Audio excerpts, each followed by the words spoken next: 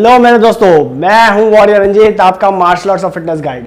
तो आप क्या पुशअप्स करने में नए हैं, आपको नहीं पता है पुशअप्स कैसे करते हैं, या फिर आप बहुत समय से पुशअप्स कर रहे हैं और आपकी स्ट्रेंथ नहीं बन रही है सही से, या फिर आप पुशअप्स कर रहे हैं और आपके शोल्डर में कुछ इंजरी सी महसूस हो रही है, कोई पिंचिंग हो रही है, तो ये वीडियो आपके लिए है। आपके सारे सवालों के जवाब इसी वीडियो में मिलेंगे, तो वीडियो पूरी देखते रहना। अगर आप पुशअप्स सही से करते हैं तो सबसे पहले आपको ये पता होना चाहिए कि आपकी किन किन बॉडी पार्ट्स में स्ट्रेंथ बनती है, तभी आप पुशअप्स को सही से कर पाओगे।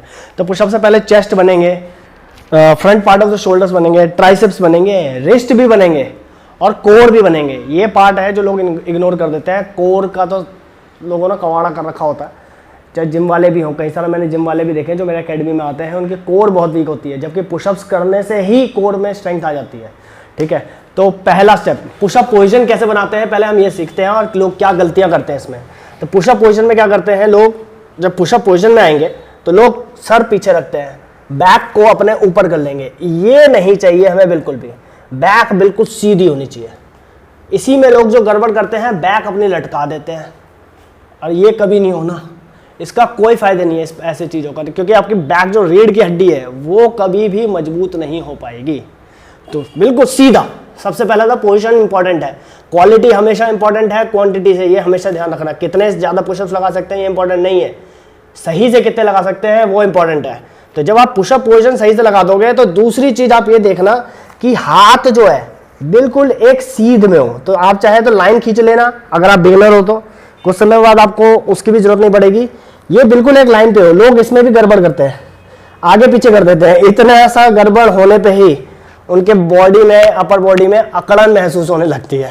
उनको लगता है कि पता नहीं क्या हो रहा है, एक्सरसाइज तो कर रहे हैं, फिर क्या हो रहा है। एक्सरसाइज ही गलत करोगे तो भाई गड़बड़ तो होगी ना। तो हाथ बिल्कुल बराबर में एक लाइन पे कर लेना, और फिर उसके बाद पुशअप पोजीशन। फिर उसके बाद अब हम जब डाउन जाएंगे तो जो एल्बो है, एल्बो पे ध्यान रखेंगे। तो एल्बो जो है वो बिल्कुल सीध में आनी चाहिए, यानी कि ये जो एल्बो है वो ऐसे जाएगा, ऐसे नहीं जाएगा। यानी कि जो गलत करते हैं, कहीं अगेन जिम वाले जो मेरे पास आते हैं वो इसको बहुत गड़बड़ करते हैं। वो सिर्फ ये सोचते हैं कि क्वांटिटी ज़्यादा लगाने से स्ट्रेंथ भी आ जाएगी। स्ट्रेंथ नहीं आएगी, फूल जाएंगे मसल्स लेकिन स्ट्रेंथ नहीं आएगी। तो क्या होगा, ये नहीं करना है। इससे क्या है, शोल्डर्स इसी से इंजर्ड होते हैं। यहाँ पर या इस शोल्डर में या इस शोल्डर में आपके क्या होगा कि आपको कुछ समय बाद एक पिंचिंग से महसूस होने लगेगा, और आपको नहीं पता चलेगा ये क्यों हो रहा है। वो पुशअप्स की वजह से होता है। तो एल्बो का ध्यान रखेंगे।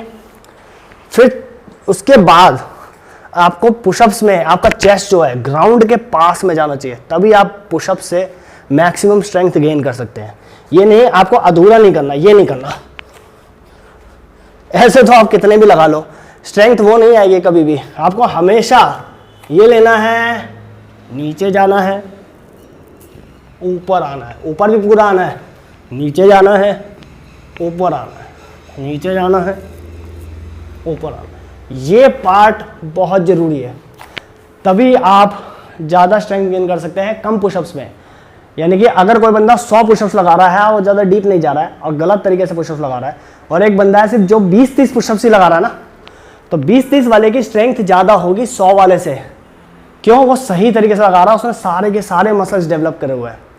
जबकि 100 वाला उसने सारे मसल्स नहीं डेवलप करे हैं, उसके कुछ मसल्स वीक होंगे, तो इसलिए उसको वो स्ट्रेंथ कभी नहीं मिलेगी। 20-30 वाला कभी ना कभी तो 100 पे भी पहुंच जाएगा और उसकी स्ट्रेंथ वो बन जाएगी, लेकिन 100 वाले की स्ट्रेंथ कभी नहीं बन पाएगी जो 20-30 वाला बना पाएगा। तो लोगों का एक कॉमन क्वेश्चन रहता है, हाथों के बीच में गैप कितना रहना चाहिए। हाथों के बीच में गैप आप इतना भी रख सकते हैं, इतना भी रख सकते हैं, इतना भी रख सकते हैं।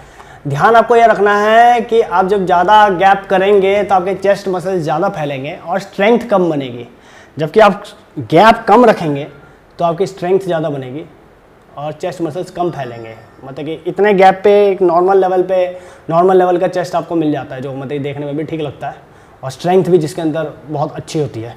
ज़्यादातर आप पहलवानों को देखोगे वो इस गैप पे करते हैं, इस गैप पे। तो ये रखेंगे, ये पुशअप्स करेंगे, एल्बो वही सीधे रहेंगे, एल्बो कभी बाहर नहीं निकलेंगे। और अगर मैं ज़्यादा गैप कर रहा हूँ तो भी पैटर्न सेम है, नीचे जाना और ऊपर आना पूरा। ठीक है, और ज़्यादा रख सकता हूँ, तो सारे पॉइंट्स का ध्यान रखना है, चाहे आप ज़्यादा करो और कम करो, लेकिन आपको पता होना चाहिए आप जो भी कर रहे हो आप क्यों कर रहे हो।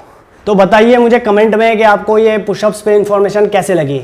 अगर आपको कुछ और पूछना है तो आप मुझसे कमेंट सेक्शन में पूछ सकते हैं। और हाँ, लाइक शेयर सब्सक्राइब करना मत भूलना यार। ज़्यादातर मैं बोलना भूल जाता हूँ, लेकिन आप ध्यान रखिए इसका कि इसको करिए ताकि मैं भी मोटिवेट हो सकूँ, नहीं तो मैं फिर डिमोटिवेट हो जाऊँगा। तो फिर मिलते हैं अगली वीडियो में कुछ नई इन्फॉर्मेशन के साथ। जब तक के लिए हर हर Mahadev. Young son of man, get the cash when I can. Got a pint for the low in the bag, and I'm saying some dope. I shout it.